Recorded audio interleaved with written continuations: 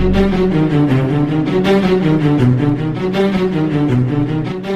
thing starts to move to the edge of the rock, one step into the creek and stood right in, like, within 30 feet.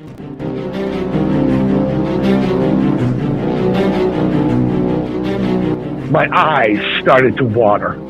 My nose started to run like somebody had hit me with pepper spray.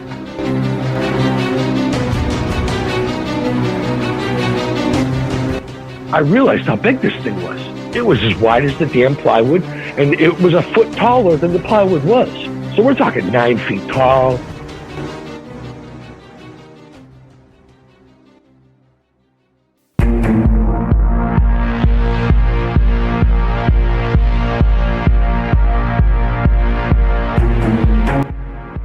This is the Cryptid Creatures Podcast. I am Brian, and with me as always is my co-host Todd. What's going on, buddy? I'm just here getting ready for our next interview with our guest tonight. Yeah, it's going to be a good one. We got Leo coming on from Maine, talking about a couple encounters he had while in the Boy Scouts. Sounds like fun. Don't want to waste any more time of the listeners. Let's get this thing started. Well, let's get him on here and just see how good it is. All right, ready? Here we go.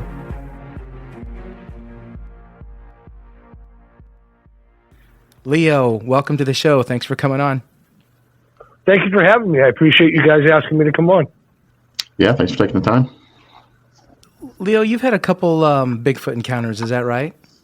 That's correct. And where did those happen? They both happened in the state of Maine. How old were you when you had your first encounter? First one was really young, 15 years old. Okay. Gotcha. Second one was at the age of 23. So why don't you talk about the first one and tell us what happened, what was going on, and what went down? Absolutely. Just to give you a little background on the trip that I was on a 7-man excursion from high school. That year I excelled in my studies and was given the opportunity to go to Mount Katahdin and back to State Park. And unfortunately, all this unfolds right at the base of the mountain. We went down it's probably about a 7 or 8 hour ride. Probably took us 8-9 hours to get there. Regular school van, 6 students, 1 teacher, excellent teacher, Mr. D, from the local high school here. Unfortunately, he's retired, and I don't even know if he's with us anymore. But what a heck of a teacher. Anyway, to take on an undertaking like this was, with a single teacher, was unheard of. So it was kind of an experiment anyway. We were all given the opportunity to go, and because we were so well behaved, we were able to go. And I was asked particularly to take a 75-pound pack up the mountain and retrieve visuals with a video camera, VHS camera that I was given charge of by the school. So, this being in mind, we had to do a little extra hiking and stuff like that at school and try and work on it a little bit. Cause that's, if either you fellas been up any mountain, it's not easy going, right? Especially if you've never been up in a mountain. So I shan't bore you with the long ride. We get there and the ranger comes down, as it's a school trip, an official trip. He comes down and greets us and shows us where we're supposed to go. Ranger's name was Brian. He was a stout fellow, probably 6'5", had a full uniform on, green pants, smoking a bear hat, the whole 9 yards. Excellent guy. Took real good care of us while we were there. So we get into lean-tos down there. I'm trying to remember what the creek's name was. Fast Creek or Fast Running Creek, something like that. It was the main creek that comes down the front of the mountain. So we get set up in one of these lean-tos and start having our trip. The first night we made a fire, kind of made something quick for food, like hot sandwiches and soup, and went to bed. The next couple of days were just fun-filled days. We went up the mountain. I was able to achieve my goal and carry a 75-pound pack up the mountain. Now, the only reason I was asked above all the other guys is because I had at this point in time, had spent a lot of time with the Boy Scouts of America, hiking, training, camping. If you guys have been in the Scouts, what you have to go through, and they're not easy on you. They don't take it easy on you, you know. So I was able to do this through, earning the abilities and showing. Not to mention, I was given a little bit more of a leash because my father said, "Hey, listen, he's got a goal he's got to achieve for the school. Can you just, let him go and do what he's got to do, and don't try and harbor him too much. Don't try and let him go. He knows what he's doing." So I was given pretty much free reign. Up the mountain, we get up to Paloma Peak, and it's a gorgeous day. God, you could see for 100 miles. I can't tell you how nice of a day we lucked out, because I've heard horror stories about going on that mountain, but some people have been up there and it started snowing and they're in shorts and flip-flops and, just a nightmare situation. But we went up there, beautiful day. Coming down was kind of had an odd thing happen. I was about halfway down. The rest of the crew went up over the mountain, the Razor's Edge, and continued down around the back of the mountain. Because I had such a heavy load and such a young fella, I was, I went back down to bring the camera down and secure it in the van. That was the plan, basically. I'm going down the mountain, and, I'm hopping from boulder to boulder, because, these things are big, and I'm a 15-year-old kid. I'm not really a big kid, but big enough to carry 75 pounds and jump around with it on my back. Mm-hmm. And I got about halfway down, and I jumped the last two rocks, and there's a plateau. My feet hit the plateau, and I looked over, and about 65 feet away was a mountain lion, a male mountain lion. And he was fat. Boy, I'll tell you, he must have just eaten, because he turned around, took one look at me, and kind of he threw a little hiss, and over the edge he went. He must have dropped 50 feet, landed on his paws, and took off. He was a half mile away before I got to the edge. Guys, I shit you not, I scared the hell out of me. Of course, I'm carrying my survival knife and my gear, so I'm all right. I got bear spray on me and everything. So I come down. It takes me about another hour and a half to get down the bottom. I check in at the ranger station like I was told to, and the ranger said, "Okay, you want me to walk down to your lean-to?" I said, "No, I'm fine." So I get down there. I break out the gear. I kind of roll the film back. I'm seeing what we got. And it's cool, all the shots look good, they're nice and clear. So I put the camera away, go stick it in the van, job done, right? So we're waiting for the guys. It's got to be 4:30, 5 o'clock. They finally roll in. I probably hit the bottom of the mountain about 3:30. So they're about an hour and a half behind me, 2 hours maybe. And I just kind of sat around camp, got the food ready, and, we were getting ready we had the cooler all set up, and I had the fire going, and when they got back, we just started cooking our dinners. And we were supposed to take off the next day to go to the hotel. We were going to get, clean up before we went home kind of thing. Swim in the pool, sit in the jacuzzi kind of, So that afternoon, the guys, we all went off on a hike after food, came back. It got dark. We were all sitting by the fire. It got late. He says, "All right, Mr. D says, wrap it up. We're going to go early tomorrow morning and go to the hotel so we can all get showers, have a nice hot bath, get ready to go home." I said, "All right." So we all crawl into bed. About 3 o'clock that morning, I got real thirsty. So I said, "Okay." I woke up and said, "Okay, I'm gonna get up and go get myself some water." And everybody was sleeping at this point. Nobody. So I didn't disturb anybody. And we had put a tarp over the front of the lean-to because it got cold that night. That was one of the things I remember clear. The other guys were freezing their butts off because they just brought blankets because they thought it was going to be warm. But I was, Mr. D and I were prepped, and we both were, decked out for the weather. We had long johns and everything. So, and the other guys, they didn't. So they were cold. So they're kind of all huddled together, except for me and Mr. D. We're on the other side of the thing, and the 5 guys are sitting there all huddled together because they're cold. So I get up, I went down and grabbed my canteen. Being that I'd been in the Boy Scouts a long time, I inherited a lot of things, including a World War II, straight from the Philippines, U.S. canteen from my grandfather. You guys know, it's a metal canteen, got a chain on the cap so you don't lose the cap. Yep.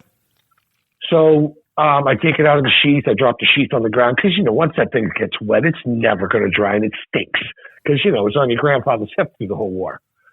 So I walk out in the creek, I think it's Ferguson Creek or Fast Running Creek or something.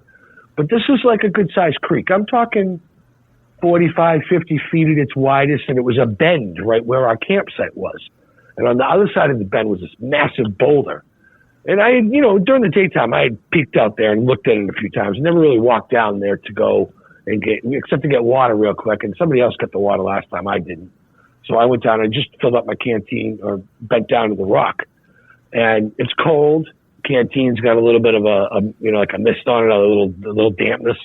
Slips out of my hand. So I got the cap in my fingers and it falls down to the clang, empty canteen in the middle of the night up there.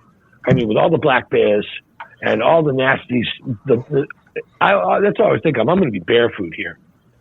So I reached down and I dunked the canteen, just kind of shut it up and submerge it in the water, and it starts to fill up. And so I hear the thing hits the rock, and I look across at the big boulder, and I'm looking at it, and at the top, I see this little brown, what seems to me at the time to be a beaver.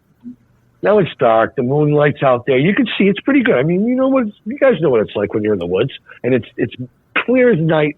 There's not a cloud in the sky, full moon. You don't even need a flashlight. You can really see stuff out there. But I see movement, and I'm on the top of the rock. And it looks like something, maybe 16, 18 inches tall. So I'm like, oh, wow, how's a little thing beaver doing up there on a rock? Just as this thing starts to move to the edge of the rock, this big black, I couldn't see it totally till it cleared the rock because it was in the shadow. But it took one step into the creek and stood right in within 30 feet. And it was 9 foot tall. Absolutely. I mean, when it came out from behind the rock, my eyes started to water. My nose started to run like somebody had hit me with pepper spray, and I didn't really know how tall it was till I got older and I became a carpenter. And the first time I picked up a sheet of plywood, I realized how big this thing was. It was as wide as the damn plywood, and it was a foot taller than the plywood was. So we're talking 9 feet tall. Don't know how thick it was. Never saw that detail. Because he flipped around. He was there maybe. He gave a little grumble, gave me a real good sniff, and then made a noise like he was disgusted with me. Just like this noise, like he's disgusted with me. He turns around, takes about 1 or 2 half steps out of the creek, pops his foot on a boulder, grabs like a 3 or 4 inch, whatever it was, pine tree, and pulls himself up out of the creek. Pots the ways like a D9 bulldozer and starts walking through the brush. And you can hear the impact tremors going, and you can hear him walking away. He's 60, 80, 100 feet. I can still hear his feet hitting the ground. So we're talking 800, 900 pounds, black fur, absolutely male. And I always say that because one of his testicles was sticking in the moonlight. You didn't see much more than that. He was kind of, everything else was matted and disgusting. And, you could just tell he's scarred, and I really didn't want to look up, but I looked up at his face once before I turned around because I just got the feeling if I eyeballed this thing, it was going to kill me. So I kind of raised my brow and looked through my eyebrow at him real close. And all I could see was a flat face with a giant set of lips. And there was no hair around his mouth and this giant wide ass gorilla nose. And when he opened his mouth, his teeth were so white. They almost glowed in the moonlight. And he had these big ass fangs. I mean, the fangs, my God. But the closest thing I can relate to the look of this thing was a silverback gorilla. And his hands, there was no hunch. There was his arms draped down below his knees. They were extra long. And he didn't, couldn't see really how he walked. Because once he disappeared into the brush, it was all over. I mean, all I did was hear stuff breaking, And that was it. And so as I go over this in my mind, a few questions pop up. Okay. Now I've seen the boogeyman. I'm mad at my parents. I'm bullshit at my mother and father because they told me there was no such thing as a boogeyman. And there is. Unfortunately, I had to see it at 15 years old. Kind of set my life off in some weird directions after that because you don't know what to do. And you, as a 15-year-old, you're not going to tell anybody you saw something like that because they'll put you in the loony bin. So anyway, like I said, going over that night in my mind, a few questions came up. What was he doing there? Why was he so close to the lean-tos? Why am I still alive? When I've heard since, I became a Bigfooter and was adopted into the family unbeknownst to my, if I had a choice, I would have said, no, I'm all set, thanks. Leave it at the door. I wouldn't have chosen that experience. But as much as I wanted to run, I didn't. And to contrast, the second encounter was almost like a fantasy, but not. You know what I'm saying? It was scary as hell. But just the fact that, that she was there and so close. I mean, I hear it again, 25, 30 feet away, comes through the brush in a blueberry patch, and I'm sitting there with my rifle across my legs. And she walks out, and she took 3 steps, and she stood there and looked at me. And I looked up, and I saw her big brown eyes. And guys, when I tell you this woman looked like she was going out on a Saturday night date, there was no smell. There was not even the animal smell. Not even like when you get near a dog that's been in the rain. You smell that dog. I don't care how good you wash him. Dog's going to smell like a dog. This thing didn't even smell. And the hair shined like it was just washed, like it just come out of the hairdressers. Like your wife, she come home to you. Look, the hair's shiny, it's beautiful. It's got bounce and stuff. This is like she had spent hours combing her hair. And then with all this, she just looked at me and she rolled her arm out, her right arm. And as she rolled her arm out, 2 little legs popped out from her hand. And then 2 little hands, and then a face came away from her arm and looked at me. And it went right back in. Like, it was like this little baby. And it was so tiny in her hand. I mean, the only thing I can relate to it is the fact that when my son was born, if you guys have kids, remember when your children were little tiny toes, little tiny fingers, little tiny eyes, little tiny ears, little tiny butt. Mm-hmm. This was all, I mean, she was just, and when he grabbed back onto her, it was almost like he disappeared. You couldn't see him. I mean, you could see his butt and stuff in her hand, but she rolled her hand back down to her hip, like to protect him. And she turned away with him on the other side. And she started, and she didn't make another sound. She didn't look at me. She didn't gesture towards me. She just turned around real slow and took 2 steps out of the blueberry patch. And she was gone. She didn't make sound one when she hit the other side of the bushes. It was almost like she disappeared. I didn't hear footsteps. I didn't hear the impact truck, nothing. She just went through the bushes. And I mean, you could see her walking. You could see her. It wasn't like she disappeared visually, but there was no sound.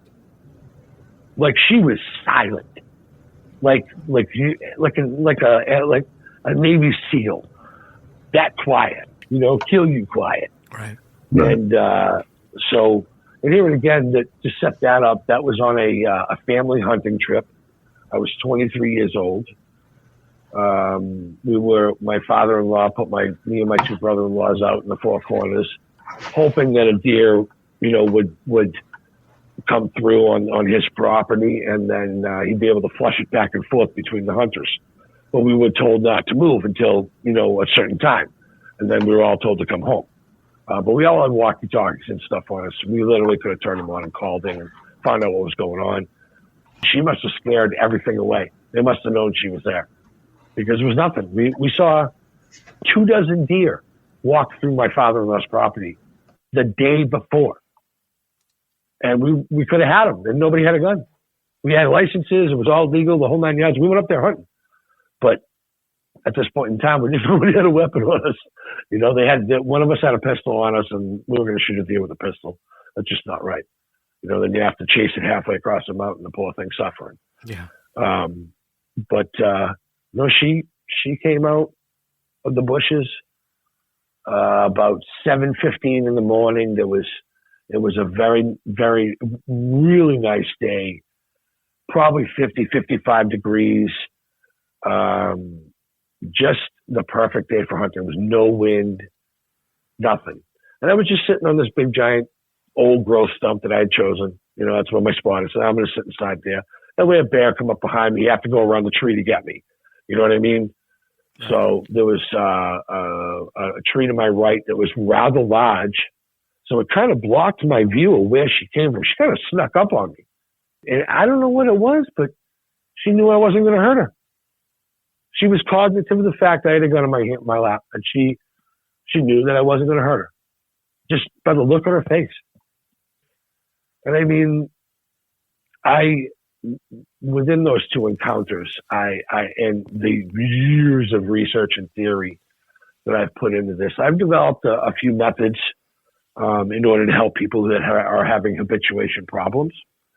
We've made a few recommendations to people.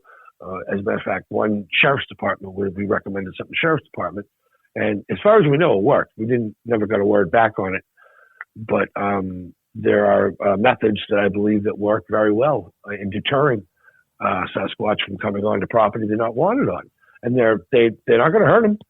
It's their non-lethal, non-violent, no sprays, no nothing. It's just using their own logistics against them. What would you guys think that a Bigfoot would be afraid of? Just off the top of your heads. Nothing. Another Bigfoot? Yeah, nothing. Okay. What if I told you they're absolutely deathly afraid of trains? I'd believe that. Yeah. No. So what you do is if you get yourself one of those trap cameras, okay? And you get the battery wire out of it, and you run the wire over to a set of train horns. And you leave the train horns above. So you run the wire up the backside of the tree. You leave the camera at the bottom. And when they walk across and they break that beam, obviously you guys know what happens. The train horn goes off. So two things happen. Number one, they think they get the notion there's a train around. You know that at that point in time, something has come through at 8 foot and it's coming towards your house. So you also get a warning sign when these things are coming. And you know what I'm saying? They might destroy them. They might run away because they don't know. It disorients them the first time.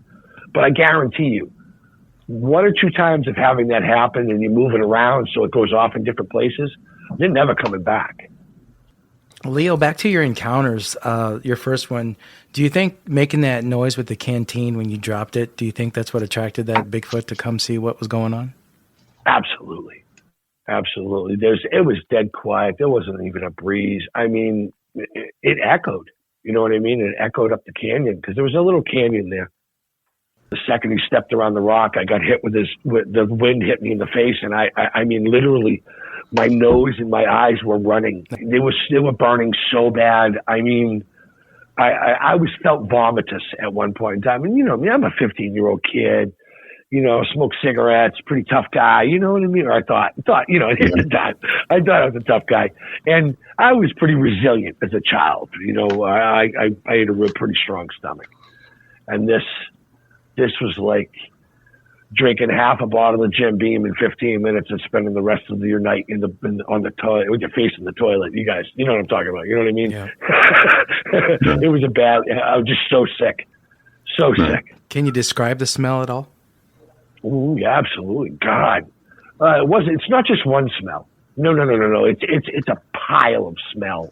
You get dead animals, you get feces, you get urine, you get body odor, breath. I mean, there's some, and when he opens his mouth, it's even worse. Even 30 feet away, the breath on that thing, my nose hairs were burning. I mean, my eyes. Well, when I got back up the top of the hill, I remember having a cigarette in my mouth, and I grabbed the cigarette out of my mouth with my first two fingers on my right hand, and with my palms wiped my nose and my mouth off and just threw it on the ground. And like blew snot out, did snot rockets for like 5 minutes after that, trying to get rid of the smell, and you can't. It was on my clothes. If I had known that there was evidence on my clothes that day, I wouldn't have burned them. But I took the shorts and the T-shirt that I had and I threw them in the fire because they stunk so bad. Wow. I mean, there was literally the smell gets on you when you're that close. You talked about his nose being gorilla-like. Can you explain that a little bit more? Because the encounters that I've heard, they say they're more human nose, more like a boxer's nose. But what did you see with this creature's nose? Was it pushed back like a gorilla's nose is, with the nostrils being predominant? Absolutely. It was pushed back and split, but wasn't so. There wasn't. I've made primatology a second hobby. My gorilla etiquette is that of a primatologist that's been around these things for 5 years. I've watched more footage and spent more time learning about gorillas because I believe what I saw was primate. And like I said, the nose was split, 2 cavities, double round, but there wasn't a snout. This was a face. This was a mouth, like almost human mouth. But the teeth were huge, and they were absolutely like they could brush his teeth. The teeth were so white you could see in the night, the moonlight, when he opened his mouth. They were just white. Right. And it's like, but the face itself was so primate. And we've in the Bigfoot community, we all have our theories. Pardon me, of how many species there are, and I've heard up to 7 species. But right now, I as a rock solid number, I believe there's 3. I believe there's canine, humanoid, and primate. And I think I saw the primate. Okay, that's interesting. You say canine as well. Mm-hmm. Yeah. Well, I mean, you can't really denounce or dismiss evidence, even when people they're upset and. They probably didn't see a dog man. They probably saw a Bigfoot and it just scared the hell out of them. Maybe the Bigfoot was deformed. Maybe it got in a fight with a bear or another Bigfoot and it bit its face and it looks deformed and it's just going to walk around like that. Well, maybe they did see a dog man. Maybe they did see, because we got werewolves, in Transylvania and all the, when we were growing up, all the monster stories. Right. And then, when we got into this field, we started to hear about dogmen. Now, how can so many people, when they ask, well, when you look at the face, well, what did it look like? Oh, it looked like a dog. It looked like a wolf. You did say he had fangs as well, you noticed. Pretty predominant fangs, too. Yes, he had pronounced 2 on the corners. And if you look at any silverback, any mountain gorilla anyway, I know the growlers, gorillas, and the lowland gorillas, their fangs are not as pronounced, but they're more bamboo eaters than they are like mountain gorillas. They eat more roughage, more green, and they ball it up and they gnaw on it. So I think they have to have a little bit sharper teeth than the lowland gorillas or the growlers. But like I said, they were very pronounced, not to the point where they would stick out of his mouth. When he closed his mouth, you couldn't see any teeth at all. There's just some certain things I'll put over my mind over and over again, trying to figure it out. And there was one thing that I did remember. He was missing a finger on his left hand. Interesting. Like he had 5 fingers or 4 fingers, and like the pinky got bit off. It looked like a stubble there. When he turned around, he swung. And the arm swung, and he got like when something big like that turns, it seems like it gets closer to you. And he took a step, and he turned around, he balanced himself, so he could back around, and took 1-2 steps out. And just before he left, his hand dragged behind him, and I looked, and the pinky finger was gone. he looked like he had spots where his fur was missing, his hair was missing. You know, like he had fought his shoulder. And the backside, I mean, there's so much hair there you couldn't even see the ass crack. But the muscles, his leg muscles, they're so bulky. Like, remember Arnold Schwarzenegger when he was lifting? Mm-hmm. Oh, yeah. Remember how his legs, this guy had muscles on top of muscles on top of muscles. Same thing with the Bigfoot. So muscular that I would never even attempt to try and fight something like this. You just don't have any choice but to run. But we all know what happens if you run from a Bigfoot. You're going to end up food.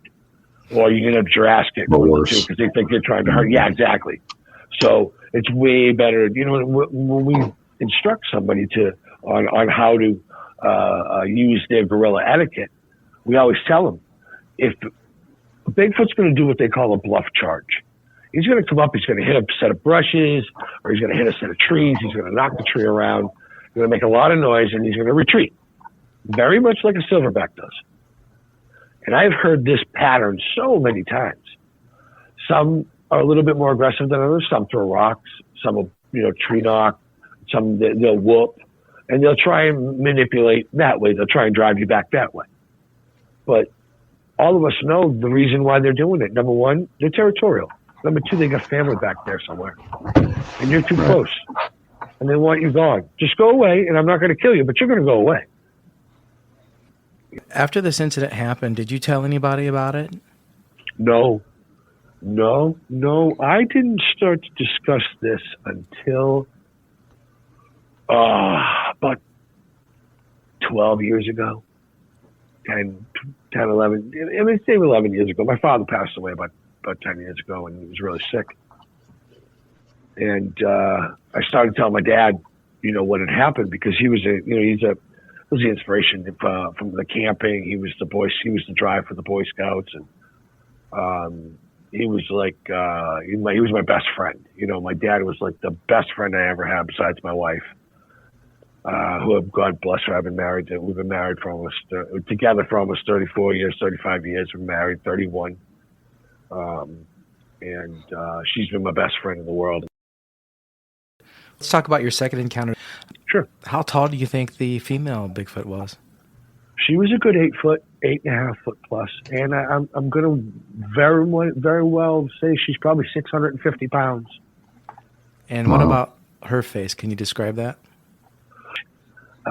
She had the same kind of nose, primate configuration in her nose, but her fur was orange, like an orangutan's fur, like orange. Like a male orangutan when he's in heat. You guys have seen that, right? You know how orange they get. Yeah, I know what you mean. And somehow they blended in the jungle orange. She did the same thing. She was orange. Her hair was very, very long, like longer than the male that I saw. It hung off of her about a foot on both sides. Her arms, when she lifted her arms up, there was very, very long hair on her legs. It wasn't like, and it's funny because it's almost like they trim their hair around their feet, because their hair doesn't like drag around their feet. They don't like drag their hair. You don't see knots all around her. She was like combed, like somebody, like a curry comb on a horse. Somebody spent hours brushing her, and because her back of her head, everything was shiny, and like the sun was coming through the trees. It was like at this point in time, 7:15, 7:20, excuse me, and the sun's coming through the trees here, and it's just glistening off of her fur.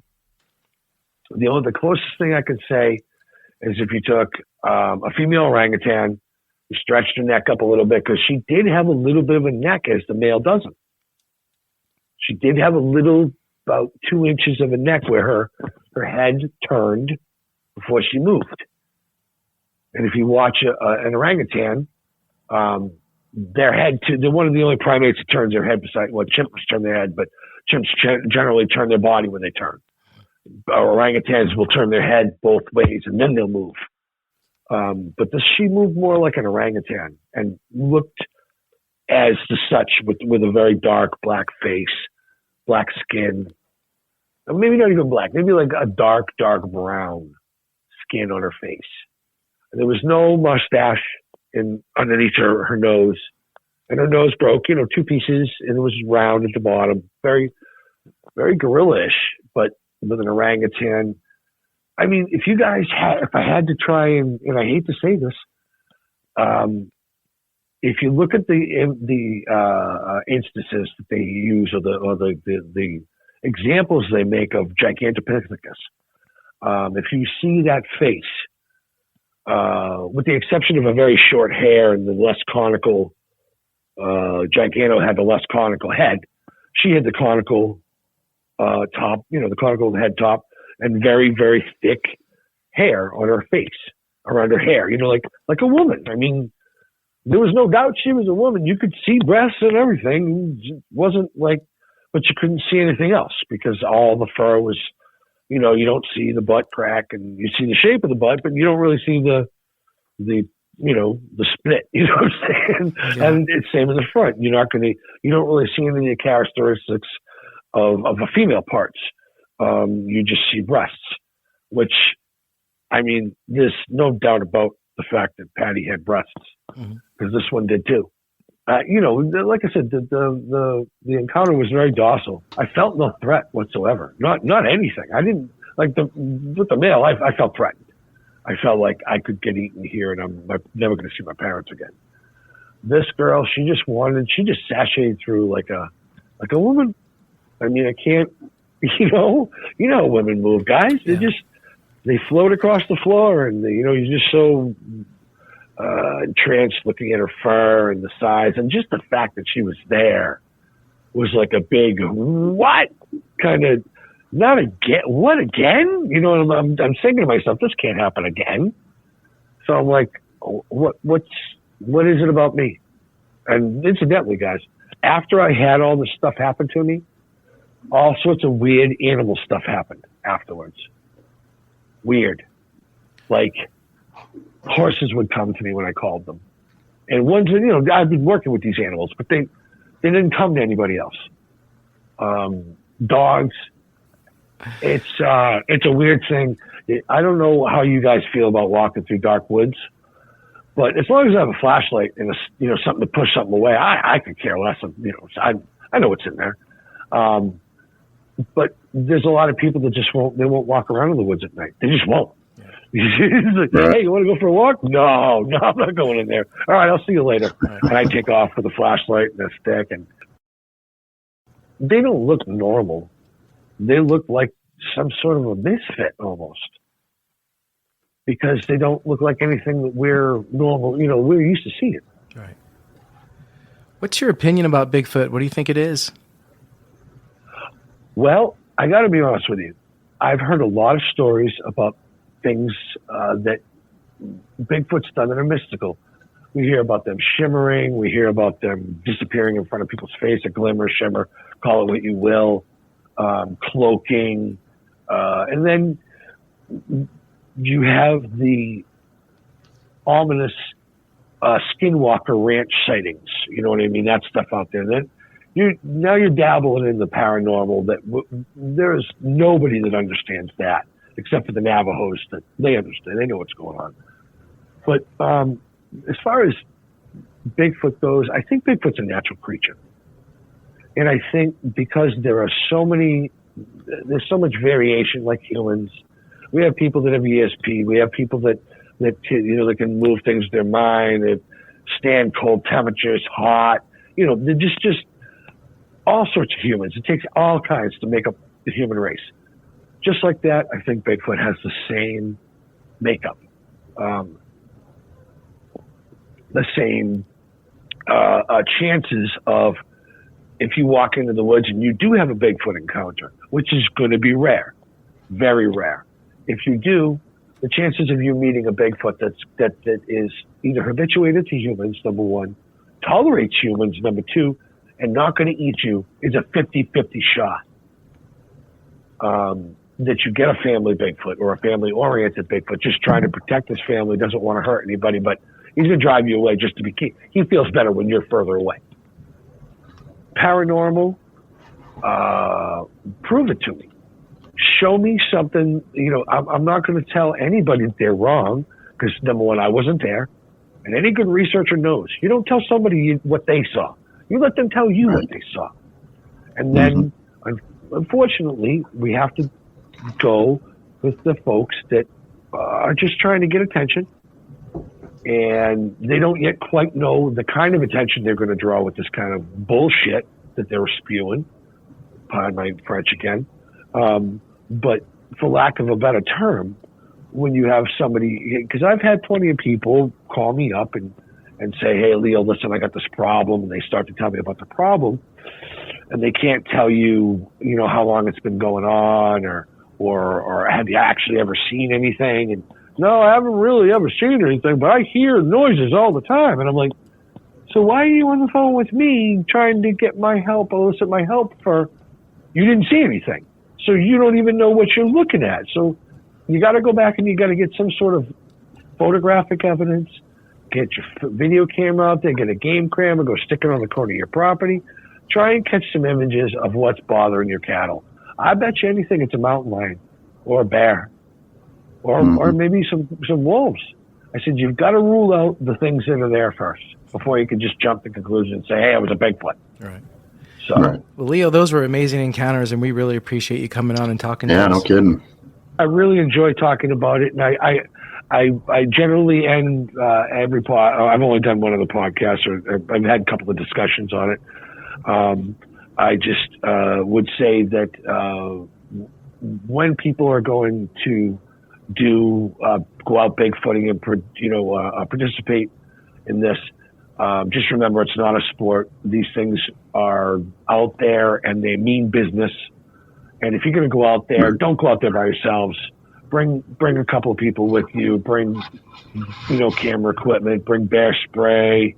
Bring an air horn from a boat. That'll disorient them long enough so you can get away if you got a problem. Blow the air horn in his face. Same with a bear or anything like that, But carry stuff that you can defend yourself with, because these things, they mean business. Are you still getting out there and in the woods? And yes, as a matter of fact, we're going to put together a Squatchachusetts Facebook group outing coming up in a couple of weeks here.